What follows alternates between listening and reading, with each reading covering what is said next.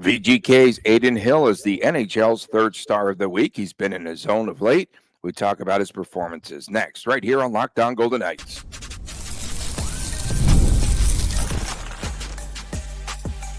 You're Locked On Golden Knights, your daily podcast on the Vegas Golden Knights, part of the Locked On Podcast Network, your team every day.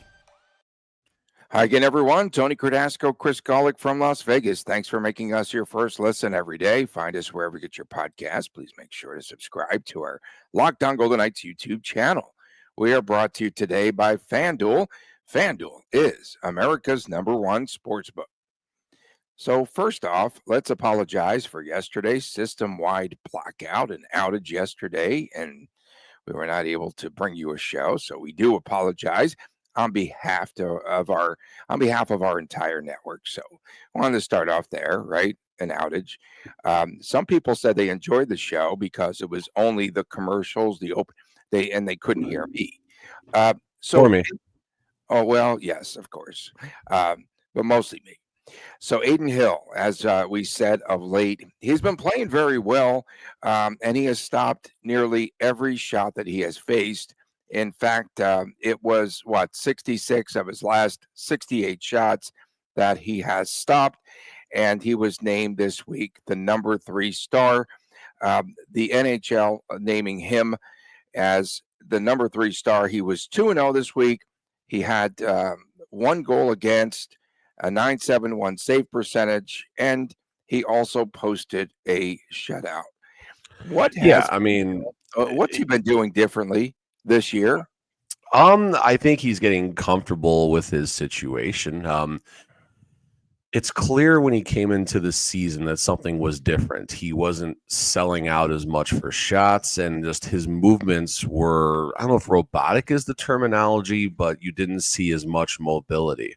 It's not a knock on him. It's not saying he wasn't trying or anything like that, but it's clear there's adjustments in his game. Aiden Hill has had injury trouble his entire career or simply hasn't had a lot of performances. Last season with the Vegas Golden Knights, 35 regular season appearances. That was the most of his career, which eclipsed his previous season high appearances of 27 in the Stanley Cup season. So this is a new situation for Aiden Hill as he comes into the second third of the season pretty healthy, it looks like. Currently pacing for about 52 to 55 appearances, I think is the math that we did on yesterday's show that never made it to that never saw the light of day. So Hill is getting comfortable. Hill has changed some things in his game. I heard he's got different pads and everything. Like he just redid everything top to bottom to find a way to preserve himself for an entire season. And now it's all clicking. This is the dominant version of Aiden Hill that we've seen going back to the Stanley Cup playoffs a couple seasons ago, going back to small pockets of last season, where I've even said he's one of the best goalies in the National Hockey League when he gets in these zones. And the NHL recognized it by giving him the #3 star of the week. Yeah, the other 2 stars, Braden Point, he was the #2 star, 8 points, 2 games. Matthew Tkachuk was on a heater this week. He was the #1 star with 5 goals, 6 assists in 3 games. So he had a massive week. And, when we talk about Aiden Hill, is he durable enough to play? That's my question now. Because is he durable enough to play 52 to 55 games in that range, in the 50s? Because we know the way that VGK and Sean Burke, the way that they handle goaltenders, and if they are hot, if they're in a zone, they just stick with them and they might beat him down. So I'm concerned a little bit about Aiden Hill's durability. We talked about dragged is probably a better term when Aiden Hill was getting all of those appearances when Samsonov was hurt. It was concerning because we saw what happened when Logan and Aiden both had long pockets of play during last season. There was some suffering afterwards, if you will. The plus side of all of these starts that Aiden Hill had in this short run is the fact that he found his game. He found his game. He found his rhythm. He found whatever he was missing early in the season when he failed to put up a 900 save percentage or greater in the first 5 games of the season. So is he durable enough? I mean, we heard about off-season health regimen, new workouts, and things like that. So there seems to be a commitment for Aiden Hill to become a number one goaltender, a bell cow, if you will. A bell cow in today's NHL is 50 plus games, as weird as that sounds, but this is a tandem league for the most part. There's only a couple goalies who are going to get 60, 62 starts, but for the most part, it's a tandem league. And Aiden Hill figures to be set for a 1A type of role, whether that's with Vegas next season or, where contract year. We've joked that February 24th and a half. Yep, when they come back from the Four Nations, February 24th and a half is our over-under for an Aiden Hill extension to come out. I'll take the over by about 18 minutes. I think it's going to be on that day. Just a couple of notes here looking at Aiden Hill's game log. 3. Magic number is 3, right? If your team can find a path to 3 goals, that should be a victory. Now, to be fair, early on, the Golden Knights needed 4 and 5 goals when Aiden Hill was starting. And then going back to his 11th appearance of the season on November the 13th, that was the Anaheim game on the road. From then to now, 2-2-2-2-1. Gave up 3 goals against Winnipeg. Comes back, shuts out Edmonton, and then 2 goals against for the Dallas Stars. So Golden Knights got to find a path to 3 goals, and they're going to win hockey games right now. That's all you can ask for your starting goalie. And bonus points, he's stealing some games as well, like the point against Colorado, first one that comes to mind. Okay, and the defense for VGK has really stepped up its game of late. They have improved their play. So that obviously is a part of this formula and success for Aiden Hill. You don't have good goaltending without good defense and vice versa. They help each other out. Sure, there's going to be bailouts. That's just how an 82-game season goes, but they're better. It's just the eye test, I think, right? We start with the top pairing of Pietrangelo and Hanifin. That line is that pairing, pardon me, has driven us nuts more or less on the Hanifin side as of late. Pietrangelo kind of early on, but he started stacking a bunch of points, and curious to see what happens. We'll hit more of this in the third segment about Whitecloud, but curious if the pairings do stay status quo and Whitecloud returns or if there's any changes made. But defense playing better, goaltending playing better, that's a pretty easy recipe for success. And, oh, by the way, you still got that top line of Eichel, Barbashev, and Stone doing ungodly things right now. Yeah, one thing about Aiden Hill, and we talked about it, we mentioned it early in the season, he was not selling out. Not selling out. That's probably the best way to put it early on. And then maybe he just got into a groove. I don't know if it's new pads, whatever. But he did maybe perhaps try to preserve himself, knowing that there was a very long road ahead for him and for the Vegas Golden Knights. Listen, it's a contract year. Aiden Hill knows this better than anybody, especially watching some of these contracts going around for goaltenders, starting with your Shesterkin with the Rangers and everything else that's happening right now. So this is where Aiden Hill is going to present himself either to the Vegas Golden Knights or to another organization in about 7 or so months from now. Hey, I'm a Stanley Cup winner. Look what I did in this 2024-25 season when I had 53 appearances and a .909 save percentage, and we had a good playoff run. And then again, we're paraphrasing, goofing around right now, but point being is Aiden Hill knows the situation and understands that if he does well this year, Four Nations starting goaltender as well. More on that in the second segment too. It's payday. It's payday. 2 times 4.9 is good, but I think Aiden Hill is looking probably for something a little bit better than that with term. And right now he is setting himself up for a nice resume if he can stay healthy. Health is the thing. Golden Knights are entering the middle third of the season. Third of the season is when weirdness happens right now. Golden Knights are healthy coming into the middle third, assuming Whitecloud comes back for one of the next couple of games. They'll be the healthiest they've been the entire season. Something you don't say too often in the middle third of the season with the Vegas Golden Knights. So we'll see how that shakes out. But again, assuming the best, and we're hoping for the best for Aiden. If Aiden stays healthy, he gets to, let's say, 53 appearances and gets to, he's already up to He was in the 8.8s and 8.7s for a long portion of the season with as far as the save percentage goes. He's up to 905, which ranks 25th overall, but he's climbing the ladder right now. He's climbing the ladder. Every good game, he can go up a couple of spots and get himself in the top 10, top 8 in save percentage. And not that long of a time from now. We've seen Aiden Hill do this before where he just is nearly impossible to beat. Yeah, for sure. And again, this is a VGK team that right now is definitely all over Aiden Hill. Just again, pimping him for Team Canada and all that. How crazy would it be if he just decides to test the free agent market at the end of this season? Fans would hate him. There would be some all-time venom. There would be. Could you imagine?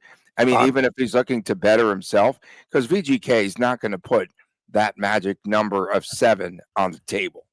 They'll be in the 6s. It'll be in the 6s. And it might not be the term because they've been burned before by, say, like a Robin Leonard. That's my thought.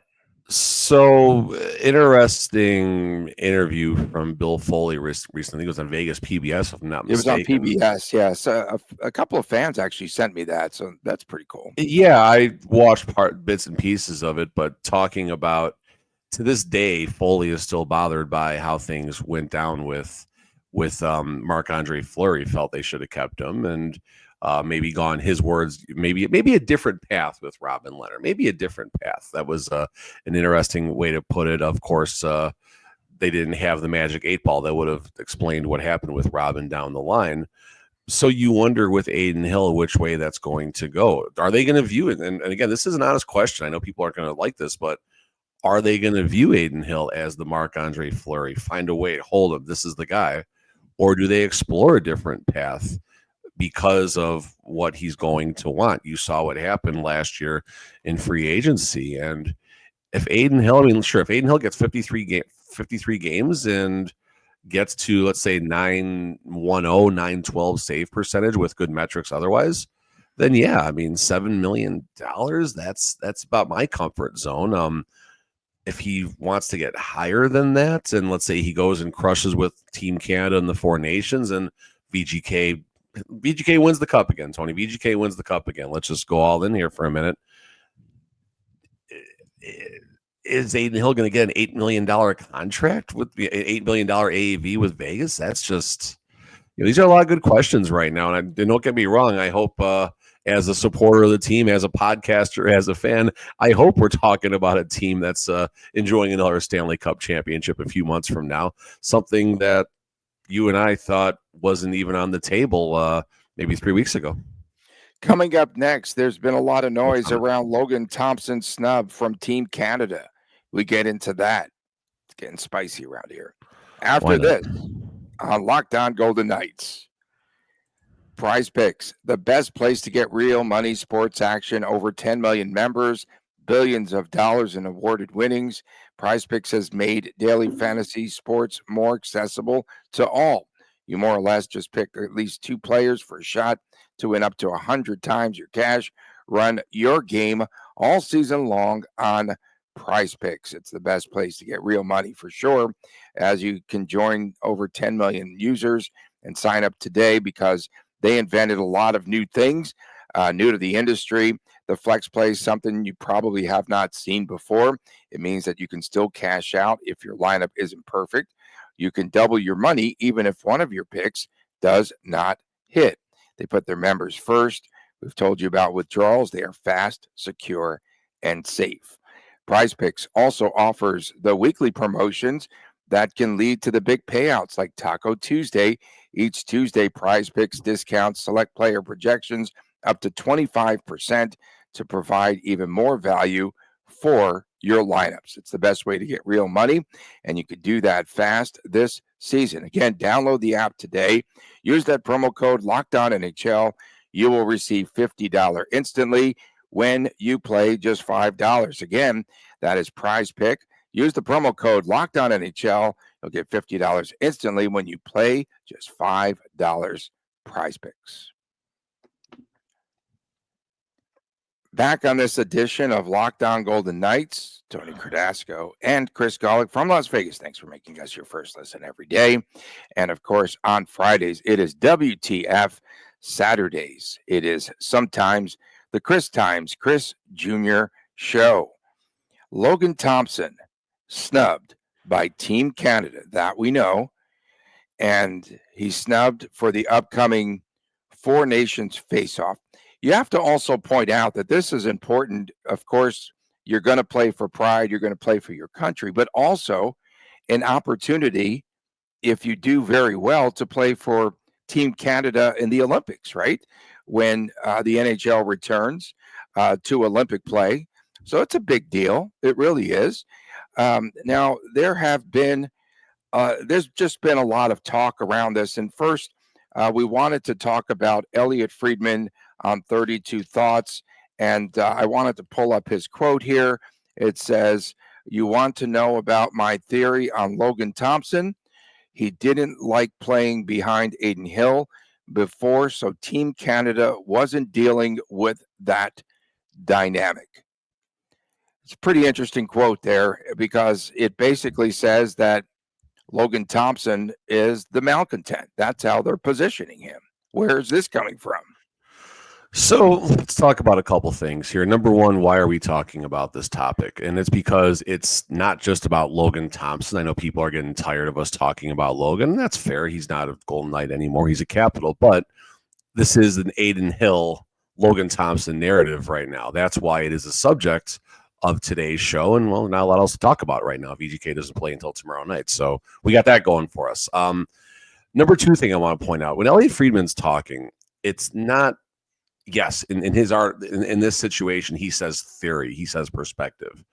When Friedman's saying things like this, it's not just about, I got this idea.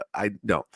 Friedman is in the know about some of the most major situations and not as major situations happening across the National Hockey League. So is there something behind the scenes as to why, as to why Logan did not make Team Canada with respect to Adin Hill? And the answer is maybe not necessarily as much Adin Hill as much as it is wondering how Logan would have possibly taken to the situation if he was going to back up Adin Hill for Team Canada. Now, here's where this gets a little interesting. I saw this stuff populating around the internet and things like that, and Friedman not necessarily dragging Logan Thompson. I don't think it was a drag by any means. It was his perspective.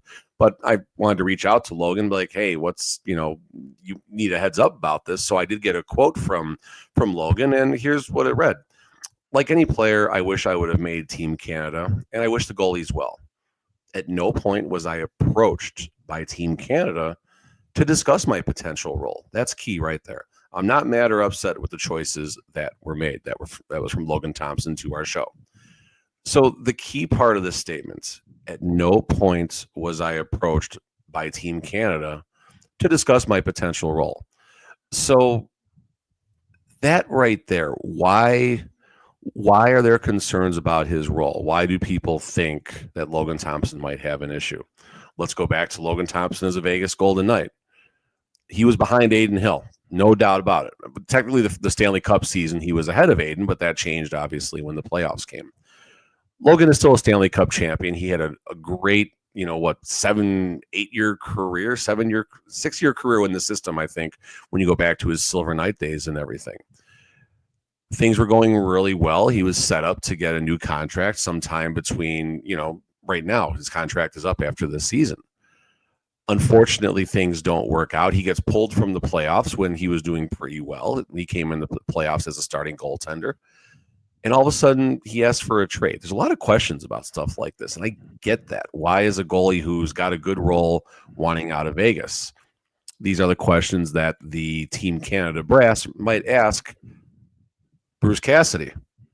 Or there's all these articles we've seen on the internet mentioning Logan Thompson was uncoachable. There was one ESPN article that came out sometime early November that said someone from Vegas quotes Logan Thompson as being uncoachable, and then that same quote. It's a smear campaign. They're just smearing them. It's a smear campaign because a guy that's making not even $1 million, and let's face it here, folks, he would have been goaltender number 2. Let's say if Aiden Hill played the same way, let's say if Logan Thompson played very well as well, they're going to give the bag to Aiden Hill. Yep, because he's their number 1 goaltender, and that's okay so far. And that's okay. If they pay him $6 million, they're going to want Logan Thompson to play along, and the most he could probably make would be 1.5. I'm telling you, because they're not going to spend a ton of money between 2 goaltenders. Think about that. They're spending more now than they were when they had Logan Thompson. But yeah, no, you're right on that. You're certainly on the ball with that, and. All Logan did when he was with Vegas was he did everything asked of him. He played well in any role. He was basically the starter when Aiden Hill was here, outside of the first Stanley Cup run. I think their games played were close to identical. I think Logan actually had more games played when you put the 2 careers side by side for the last 2 seasons. So yes, Aiden Hill was the starter on paper, but yeah. And, something me and you have wondered about, this is going to be a long segment, but I don't care. Something me and you have wondered about is why are the Golden Knights propping up Aiden Hill so much and doing it at the expense of Logan? That's the other side of this. Well, the expense of Logan campaign. It's officially a smear campaign. The expense of Logan was him not making Team Canada and Aiden making Team Canada. Okay, fine, cool. Vegas wants to make sure that they know that everyone knows they kept the right goalie, and that's okay. We'll show you. We're the boss. It's pettiness. It's just pettiness, man. And that's fair, and that's something people aren't going to be able to argue. But point being is now Aiden Hill is worth more money. Now Aiden Hill, he's the Team Canada likely starting goaltender. He's the man. We got Logan Thompson out, but Aiden Hill is the man, and. This is going to cost more money. We hit earlier in the segment about the potential bag on from an AAV perspective for Aiden. And oh, by the way, if he goes to Team Canada and crushes it and has a good season with Vegas, and Vegas, like we said earlier, if they go all the way, Aiden Hill's not doing 4 times 5 or 3 times 5 or 2 times 5. And they're going to want him to play along. Like they're going to want him to play along, and they've done this before. Hey, we got you on Team Canada. Exactly. That's exactly the way they're going to play it, because when those players left, like Chandler Stevenson, hey, you know what? Yes, you did very well here, but look at the position we put you in. We put you on a winning team. Don't you know? We put all that talent around. Yeah, and then Aiden Hill's going to say, yeah, and Chandler Stevenson got the crazy contract and got massively overpaid. That's what I'm saying. I'm on the Chandler Stevenson career path here. This is where it's going to be fun, because Aiden Hill, like, if he just thinks back of those days in the doghouse where they just really treated him poorly, in this organization, he still is. I don't think Bruce Cassidy knows his name yet. He calls him the goalie. I think it's going to get interesting. And if I'm Hill, I'd play the waiting game, because they're going to want to sign a contract and they're going to rush to it. They want to give Brett Howden money. They're going to want to give him Brett Howden money. Exactly. They're going to lowball him. So it's pretty interesting. And then the fact that, someone's putting out there from the VGK organization that he's uncoachable is just, it's horrible. It's horrible. Like, let the guy go on. It's like, if there's employees that have worked for me, I might not agree that they're going to, another company or doing something else. But for them, they see an opportunity. So go. It might not be the best fit. They might think it's a great fit, but I'm like, okay, but go and get that opportunity and make more money and continue on your career path. Why be bitter? You try to help them along. I think this is so petty and so dumb. It's something. I mean, listen, you saw the Marchessault situation, which Bill Foley actually touched on a little bit and mentioned there was a 3-year fair transaction, I think is what he said, or something like that. What does that even mean? 3-year deal on the table, but deferred money until sometime after he retires, and he didn't want anything to do with that. And then, who wants? I don't understand. If I'm working today, I want to be paid today. But that's just I heard it was 5 years later from the Marchessault camp. It was 5 years deferred payment. Yeah, I mean, considering inflation and how money devalues throughout time as of late in this country, that's working more for less, in my opinion. Even if he is a millionaire, I don't care. It doesn't matter.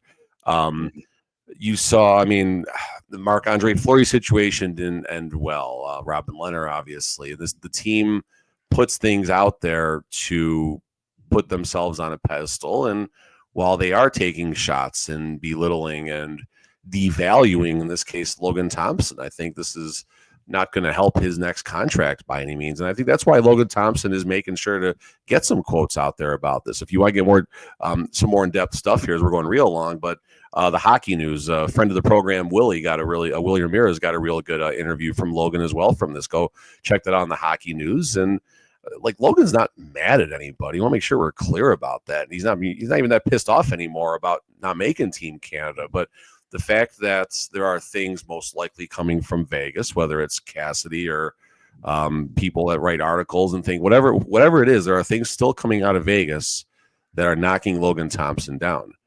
And Logan Thompson is taking to the media to respond. And there's nothing wrong with that. He's not engaging in up and backs or crap like that, but he is putting it out there. Hey, listen, how can anyone question my role if no one called me to talk about my role? Like, that's Right. That's the biggest thing from Logan's perspective that I think needs to be understood. And that's also, again, this is a Hill-Thompson VGK narrative, which is why we're spending so much time on this. Right. Do you think he would have complained about playing time if they told him, hey, you're going to be goaltender number 3? Okay, good, man. It helps my career. It helps me long term. And he wants to play for Team Canada, for crying out loud. And that Willie guy that you're talking about, can you please stop sending me Vegas Bjorn videos? He's sending me Carlson videos. I'm like, dude, man, like, it makes me want to cry. Coming up next, Zach Whitecloud has been. Coming up next, Zach Whitecloud was back on the ice this past week. We'll talk about his role coming up next right here on Locked On Golden Knights. Fans, make sure that you tackle the NFL action all season long with FanDuel. It is America's #1 sportsbook, because right now new customers can bet $5, get $150 in bonus bets if you win. The FanDuel Sportsbook app, it gives you everything that you need to place live bets on the NFL all in one place. So when you get a hunch in the middle of a game, you can check out the latest stats through live play-by-play and so much more on the same page where you place your bets. Just visit FanDuel.com and join today. You can get started with $150 in bonus bets if you win your first $5 bet. That is FanDuel.com. Never waste a hunch and make every moment more with FanDuel. It is America's #1 sportsbook and a partner of the National Football League. Welcome back on this edition of Locked On Golden Knights. Tony Cardasco, Chris Golick reporting from Las Vegas. I dragged that out a little bit so that it just landed that break at the 27-27 mark. So I've got to play some games here for those breaks just to make sure that I do. Busy week ahead. VGK gets back in the fold starting on Thursday. That should be fun. The Raiders, by the way, too, don't play at home until Monday Night Football. And I've asked my media friends if they didn't flex them out of Monday Night Football. That's what I asked them. I was like, are they flexing them out of there? No. I think they can flex on Monday. I think it's only Sunday nights they can flex, but whatever. There's 2 stinking games for Monday Night Football now. I like the 2 games for Monday Night Football. You do? Why? Because one football game is boring to watch, and when you gamble and do fantasy football, one game at a time is the worst thing in the world to watch. Give me a bag of Cheetos and a Bud Light and an NFL Red Zone on a Sunday morning starting at 10 a.m. and don't bother me.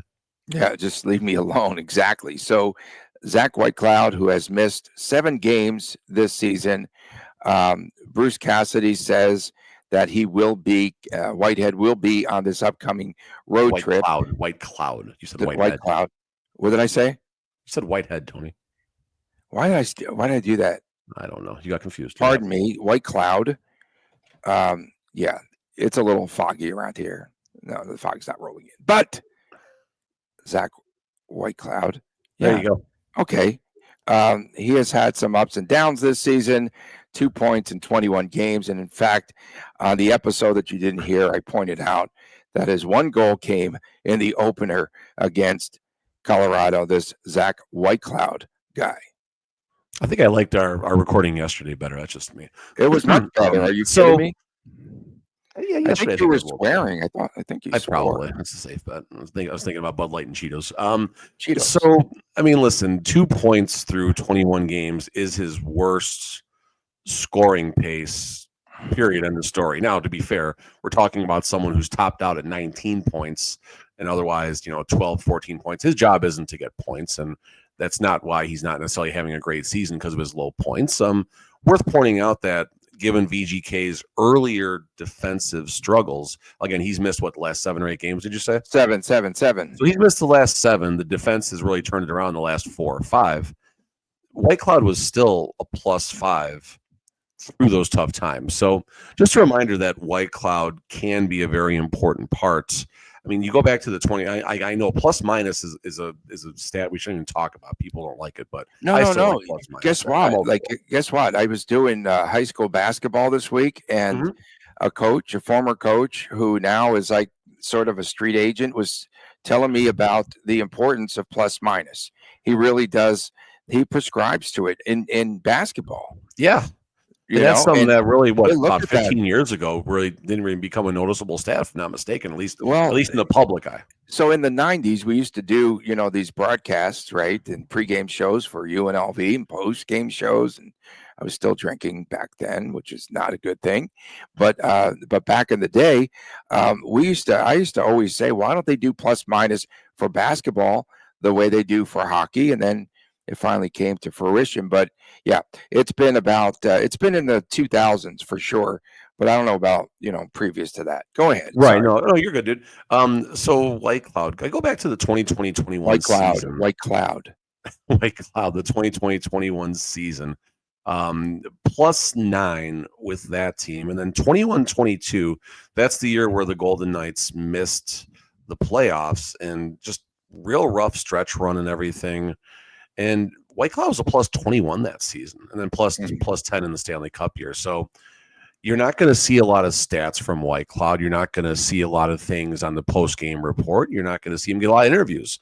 You're not going to see him, getting a lot of 3 stars of the Knights bids. But he's a guy out there that just does his job when things are going well. Now, we've had some concerns about Whitecloud, but you wonder how much of that over the last, time leading up to his 7-game absence from the team, was he playing injured before that? Was that a reason maybe as to why things weren't going as well? So did he get injured? I've always asked this. Did he get injured in that Toronto game that was real physical and he had a bunch of penalty minutes, remember? And that big hit November. Yeah, I know the game you're talking about. Around the 20th of it was before American Thanksgiving. That's why I recall it. It was November the 20th, and that was right around that 7-goal game mark, give or maybe a couple more. But remember, he had that big hit in the game, and then he did. Yeah, he wiped out Matthew Nyes, and Matthew Nyes, I don't know if he's returned or not since then. Yeah. So yeah, I mean, listen, Whitecloud, and that's the thing. Whitecloud has a very physical presence to his game, and something else I do enjoy about Whitecloud's game. He's not afraid to go up and lead the charge or even post up in front of the net. He doesn't just rock it down there, but when the situation presents itself for a rush opportunity, he knows what to do. And I think his lack of scoring isn't a negative reflection on him right now. I think his goals and assists will come. It's just situational, and maybe get him out there on when Eichel's line is out there a little bit more to create some of those rush opportunities, I guess. So I had one more thing queued up about Whitecloud. I forgot what I was going to say. Okay. Oh, that's good. What are the pairings going to be when he comes back? Yeah, that's what I was going to ask you. Great. So, Korczak, I got to keep Korczak in the lineup. I'm sorry, man. Go ahead. Well, if you keep Korczak in the lineup, then Whitecloud's a healthy scratch. Right. Or Hague. Exactly.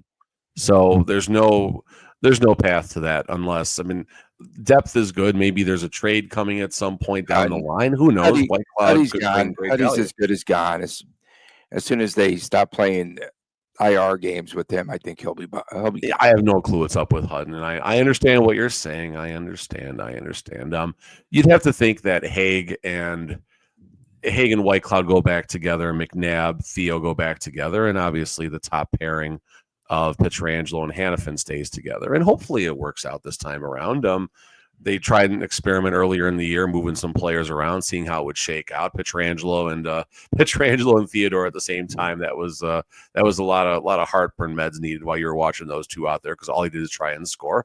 So the balance kind of came back, and we'll see what Cassidy thinks. I don't know. I mean, by the practices, I do think Whitecloud comes back tomorrow in Winnipeg, but we'll see. Okay, we'll have to see that. And on Tuesday night, it was quite a night for the Pacific Division, because it appeared as though every team won. And if you look at the standings today, they've each played 28 games, and lo and behold, the Kings are just 2 points back.